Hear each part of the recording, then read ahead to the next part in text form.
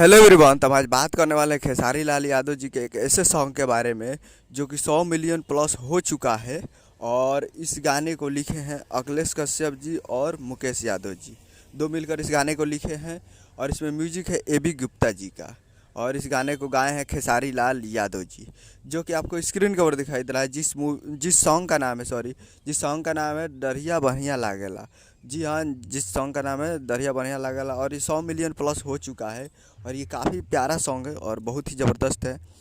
तो ये 100 million plus हो चुका है आज से कुछ दिन पहले। और ये तो अभी तो 100 मिलियन प्लस हो चुका है। और ऑन यूट्यूब पे खेसारी म्यूजिक वर्ल्ड पे, सिर्फ और सिर्फ खेसारी म्यूजिक वर्ल्ड पे ये 100 मिलियन प्लस हो चुका है। और वीडियो में आपको दिखेंगे खेसारी लाल यादव जी और यामिनी सिंह जी, फिट में है यामिनी सिंह जी। तो बहुत ही प्यारा सॉन्ग है और बहुत ही ज़बरदस्त है। और 100 मिलियन बहुत ही कम समय में ये हुआ है। और वन शतक तो मार दिया है। आप देखिए दूसरा शतक कब होता है। तो वन शतक जाइए और जाकर खेसारी म्यूजिक वर्ल्ड पे देखिए और प्यार दीजिए।